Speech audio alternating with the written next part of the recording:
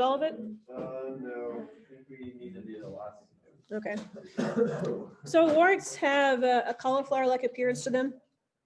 And basically it's just a bunch of dead skin. It's a virus that kills skin cells. And the wart is the dead skin cells that you're seeing. It's caused by the human papilloma virus, HPV.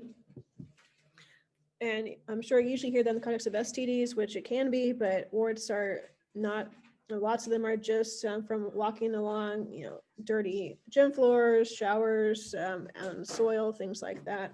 It gets spread by person to person. So if somebody has a wart and on their hand, you shake their hand, it can transfer the wart that way. It's not common, but it can happen. So it is a transmissible virus, and it can transmit through skin contact or also just on a surface. Does it spread? It can, yeah. Like across the skin surface? It can, if usually only if you pick at it and you don't get all the virus out. But if you just leave it alone, it doesn't usually, but it can. I mean, you can see it spread, but usually it's localized to just one place commonly. But no, I mean, there are extreme cases where it can spread, like this person. You might have heard about him. Is that the tree? Yeah, the tree man. And that's warts. That's just, it's just, the virus just got out of control. So he just has a weak immune system and his body cannot fight off the virus, and it just has overtaken his body. Just dead skin. I mean, yes, a fingernail, I mean, because fingernails are dead skin. That's pretty much protein. So it's just a bunch of, and he has surgery, they remove the dead skin, but it grows back again. So it's a really sad case. And that's a very extreme case too. That's very, very, very rare. How does he do anything? It's probably hard. I know there's a documentary about him to talk more about what he does and how he copes with it. But I know he lives in a place where he doesn't have great medical treatment. I don't remember where he is, but he doesn't have the best medical treatment either. Is that painful? Really? It's not especially painful. It's not comfortable, but you probably, if you've had a wart before, you know that the wart itself doesn't really hurt too much. I mean, there's really not much there's no nerves in there or blood vessels. So it's uncomfortable, but not generally painful. Yeah, it's like basically like a big glove. Yeah, it's awful. But this is something that it's just a rare occurrence where his immune system can't fight the virus, and it happens every now and then, but most people can fight the virus off pretty easily. Moving on to impetigo. It's more common in kids than in adults, but basically it's a scab that after you have a wound and it gets infected, the scab turns yellow or it might ooze. So it can be pink. It can be clear water-filled blisters. It can also develop a yellow crust. And basically it's just, it's an infection, usually of a wound. Staph infection is what causes this. It's more common in children than adults, but adults can get this, but it's more of a kid disease. Oops, sorry. Most common place for it is around the lips, especially right below the nose. But it can be anywhere. It can be any wound that you have, but it can also appear on the lips.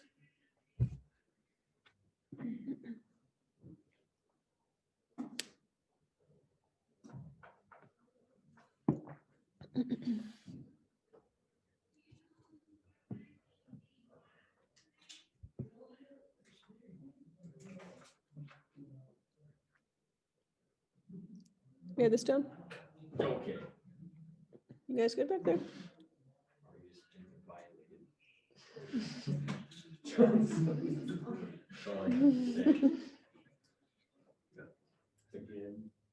Again.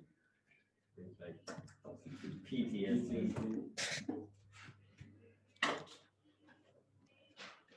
All right. You got that down. Okay, so the next one is an ulcer. So this is an open sore.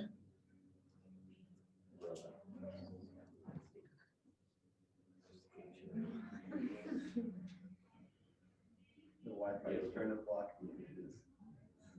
Yeah, I don't know what's going on. That's so strange. Is it going like on the computer or just?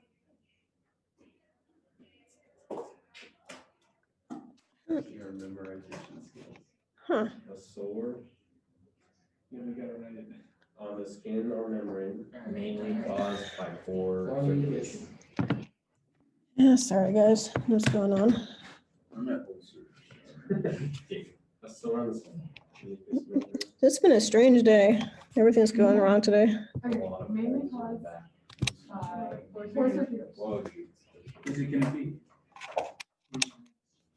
I volunteer to. Take me away. I want to go. Johnson. Oh, yeah. Guys, I did that first. Well, maybe it's gonna stay this time. Read the book. All right, looks like it might be okay now. The sore. All right. So it's, these are open sores.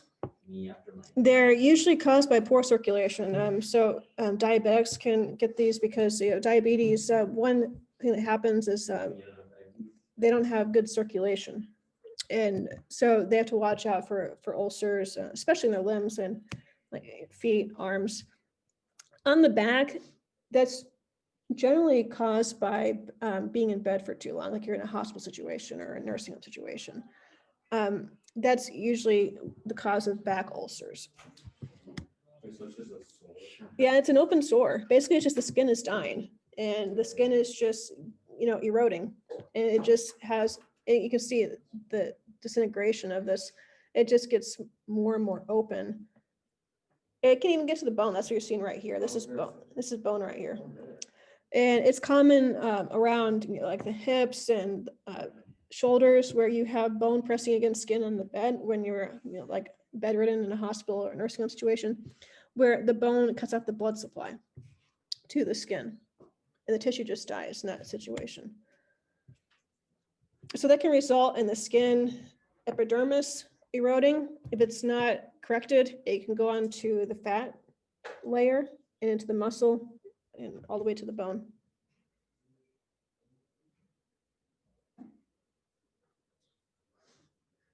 So if you're paralyzed, how do you avoid? Somebody has to move you around. That's a good question. So you have to have somebody in the nursing home or hospital move you around and turn you. And so if you have a person in a hospital or nursing home who has bed sores, the person is not getting adequate treatment. That they're basically just neglecting that person because the workers are supposed to, and they're trained to move the person around so they don't get bed sores. So if the person has those, then they should sue the nursing home because they're neglecting their duties to move the person around. So yes, they also do that as well. So that, yes, so turning a person around and also massaging the area to increase blood flow are two things they're supposed to be doing in hospitals and nursing homes. And if they do, then you won't develop ulcers. So ulcers can be shallow or deeper, just depends on how severe it is. So you can see that this person has more shallow ulcers where they're mostly on the skin surface. But more severe ones can go down to the dermis, which is your low layer of skin, down to the subcutaneous layer, which is your fat layer, and even down to the muscle. I'm sorry. So I mentioned bed sores. That's also called decubitus ulcers. And that's due to pressure when usually the bones like your shoulders and hips pressing against your skin on the bed is what causes those.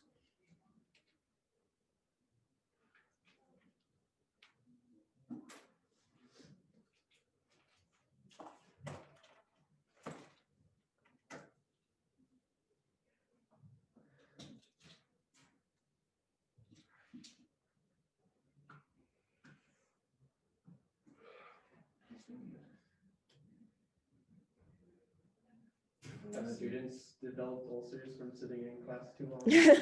No, you need to do it longer than 8 hours. I mean, it has to be more like several days where you're just in one place. But no, if you're just sitting down for 8 hours a day, that's not going to cause ulcers. I mean, you could get bruising possibly, and like that's not common either. But to have an ulcer, you need to be in one place for much longer than 8 hours. Vitiligo is the melanocytes are cells that create melanin, create pigment in your skin. And vitiligo happens when the melanocytes die or they just can't function properly.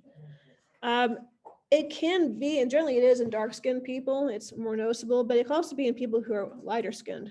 So you can see right here that this person has vitiligo as well, where the pigment is just getting, basically it's being destroyed. And that makes your skin lighter and lighter. The cause is unknown. It's probably autoimmune, where the body it just attacks the melanocytes, but they're not for sure what causes it.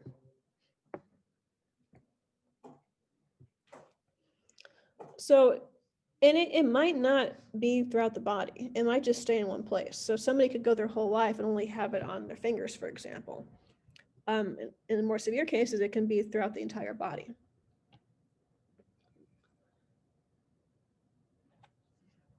But it's not a danger at all. Well, I mean, it's not going to be life threatening or anything. It doesn't hurt. It's just figuring, if you, Michael Jackson is, he had that, you might have seen the progression of his disease when, and there's two things you can do. And it's, you can just decide to make your skin all white and bleach it, or you can just use makeup and cover over the parts that are light. And his one was so severe, he eventually bleached his skin. And so it all turned white. But he used way too much bleach, and you probably saw it, his nose was peeling a lot, and his skin was degrading from that. So there's better treatments than what he did, but UV treatment is a better option. But there's things you can do to help, smooth it out and make it look like it's one color. And maybe in the future, they can transplant melanocytes back into the body to regrow the pigment. Hives is a kind of skin rash. It's very common.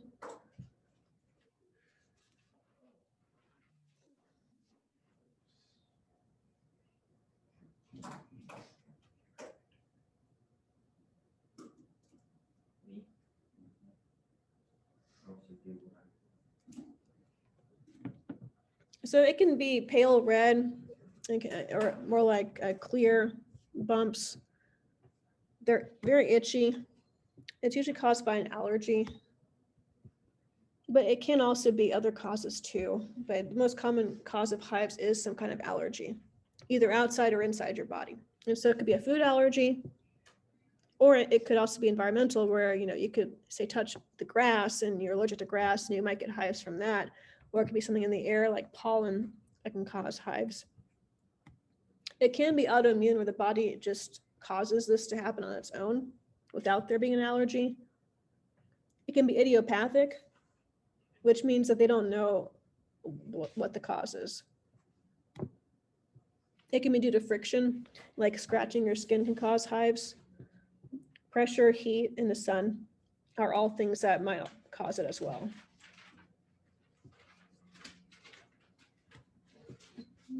So it's usually very short term. It usually can last for a few minutes to a few hours, but there also are more chronic forms where it can last for 6 weeks or longer, and even be a lifelong thing.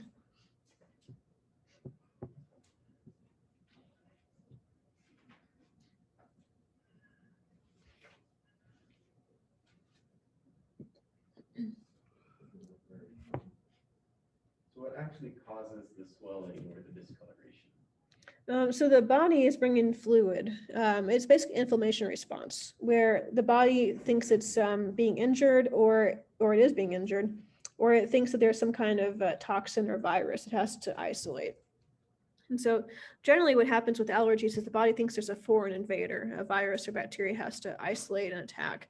And when the body does that, it brings in the fluid and also blood, which is why it gets red, because you have increased blood supply there and you have increased fluid coming in to flush out the virus or bacteria. And that's what you see as a blister that forms.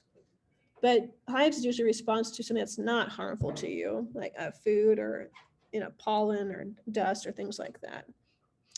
It can be due to also things like soaps that you're using, detergents, fabrics, metals like jewelry. Those all can cause hives as well. Psoriasis is an autoimmune disease. It makes your skin look like a silvery purple color. And that's just a bunch of dead skin that piles on top. Basically what happens here is the immune system mistakes the skin cells as pathogen. And that means that it thinks that the skin is a virus or bacteria. And it sends out signals that make the cells start to divide more in the skin. And you can see you have a bunch of skin cells on the top that are piling up that are all dead. And that's what you see as a silvery layer.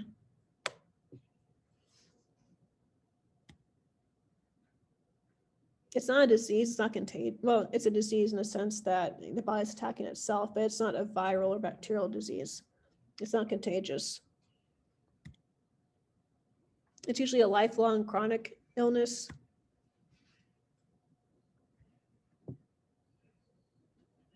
There are different triggers. It can be due to stress, skin injury, infections, some medications. It could be genetic.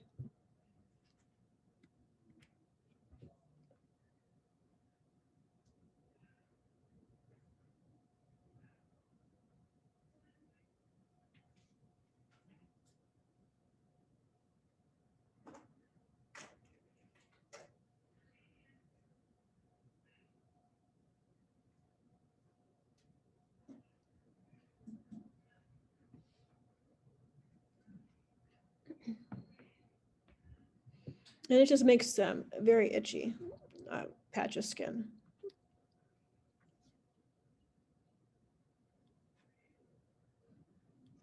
So normal skin too, you do have a dead layer of skin at the very top, but it's just a much thinner layer of dead skin cells. In psoriasis, you have a much thicker layer of dead skin cells, and so it feels leathery, it feels rough, and it feels very itchy because you have to scratch. You feel like you need to scratch all that off. Did you get that down?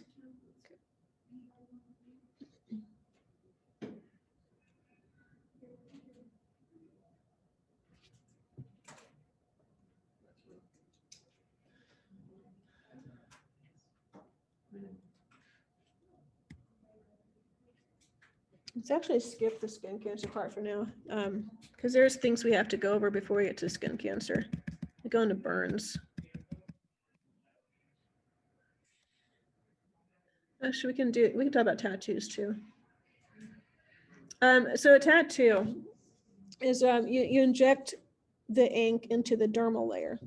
So you have epidermis on top, but the ink goes into the second layer of skin below the dermis. And these top layers of skin cells shed. So if you were to write on your skin, it's going to come off in a few days, because the skin cells are sloughing off all the time. The tattoos are permanent because it's in a layer of skin that doesn't shed. And in this layer of skin, you have macrophages, they're white blood cells that eat the ink. But these white blood cells aren't mobile. They stay in one place. And so basically they eat the ink and they keep it there. And so the tattoo stays in place due to the macrophages that are keeping the ink inside. So to remove a tattoo, they use a laser that breaks up those macrophages that have eaten the ink. The problem with tattoo removal is you get a scar afterwards, usually. And then the scar is usually in the shape of your tattoo. And so either you have a colored shape or you have a scar shape, but in either case, you still have the outline of the tattoo. So there's no good way to remove a tattoo after you have one. It just is going to be a little bit faded away if you remove the tattoo. Wait, why do some of them like fade? It has to do with how much ink they're using, where if they put it deep enough in the skin. But it also could be some people do lose macrophages over time, and so it might be that they've lost those white blood cells as well that were holding the ink in place. So those are a few things that could happen. And also, if you're exposed to the sun, sunlight also can help degrade the ink as well and make it fade a little bit.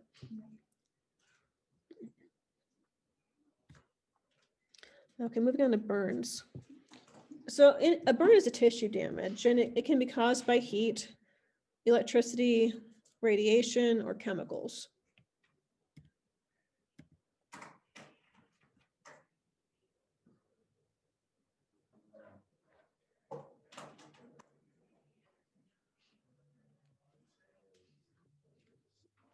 So there's two major problems with a burn.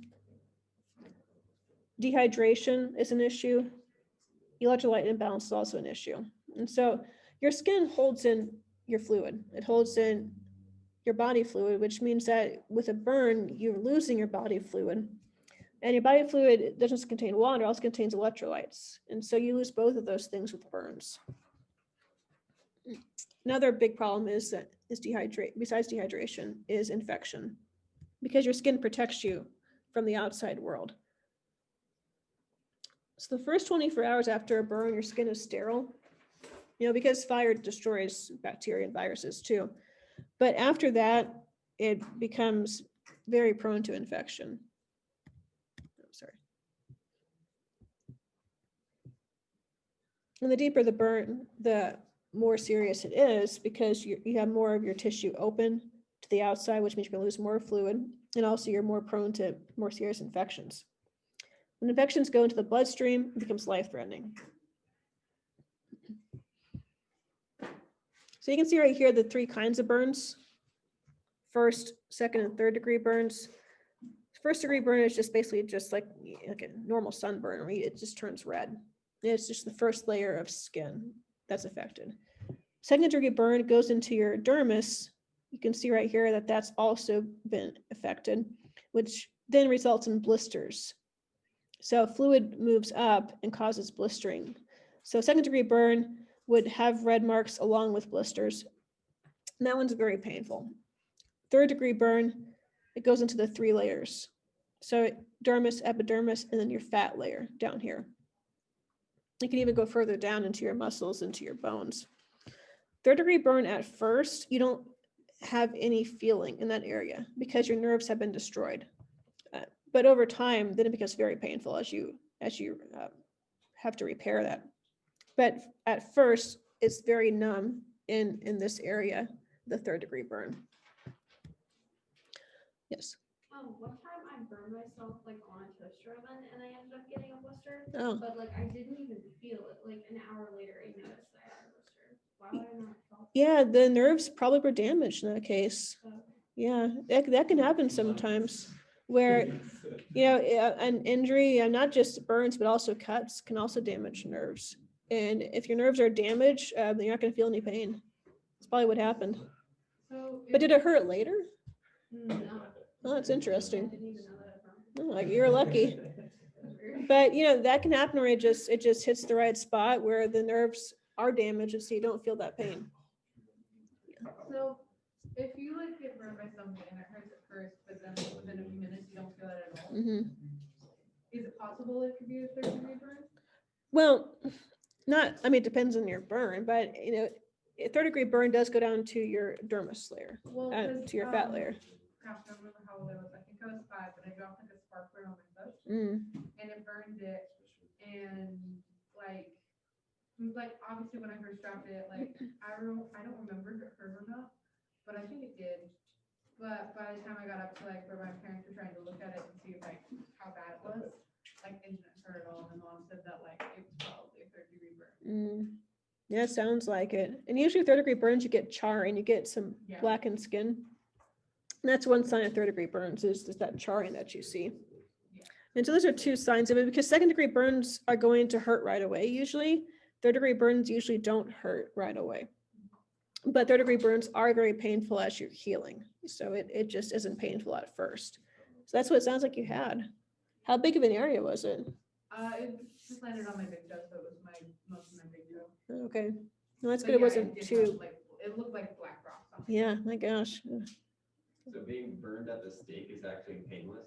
Well, at first it can be very painful, but eventually you will lose your nerves, but that's going to take some time. And so at first, no, it's very painful to be burned. But eventually, and that depends on where you're burned too, because it's going to move up your body, right? If it goes from your feet upward, the top part of your body is not burned to the third layer yet, and so you're going to feel that heat. And so you're gonna have pain for a few minutes at least if you're burned. I mean, if you have fire all around you, it's gonna hurt for a while before it stops. So because you have more and more nerves being damaged, right? It's going deeper and deeper into your skin. And so it's not just like a 3rd-degree burn that you burn and it stops. It just keeps on having more and more damage all over your body. So no, being burned is very painful. Apparently, Roman Emperor Nero had Christians as tiki torches, where he just would have them especially burning, and he would just hear them screaming all night, through the night. So it sounds like that if you have a fire that doesn't really burn you all the way through, that you're going to feel pain for a long time with it. When somebody's been burned, paramedics use the rule of 9s to know how much of the body has been burned. They estimate it as the torso is 9%. Each arm, like if you just, the back of your arm is 4.5%, the front part is 4.5%. So if you were to burn both back and front of your arm, it's 9%, but just one side of your arm, it's 4.5%. So basically each limb counts as 9%. So this whole limb is 9%. Your legs are also 9%. But for your legs, it's your front leg is 9%, your back leg is 9%. But for your arms, the whole arm is 9%. So that's what they do to kind of estimate how much the body's been burned. Your head is also, the total head is 9%. The front part is 4.5. The back is 4.5. Why is it important to know what could happen to your body? That's a good question.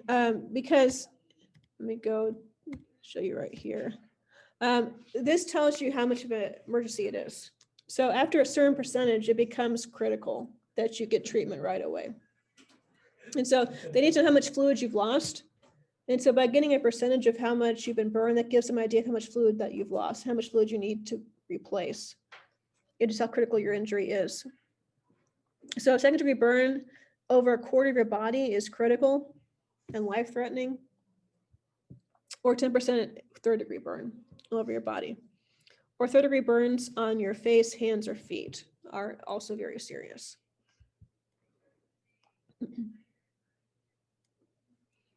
So that'd be surprising. 2nd-degree burns we think of as not, not always an emergency, but they can be. If it's over a quarter of your body, it is an emergency.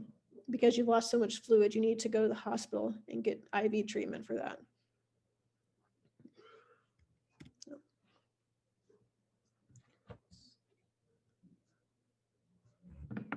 All right, so we'll end here for today. Oh, so I'm gonna go back for a second. We have mass now, so if you want to back up ahead to mass. And then before you all leave, I did want to give you some two articles to read over the weekend. So if you could just take one of each of these and pass it on and read that over the weekend. How long does it take to recover from a 3rd-degree burn? Well, it depends on how big, basically it's just how big it is, that and also where it is in the body.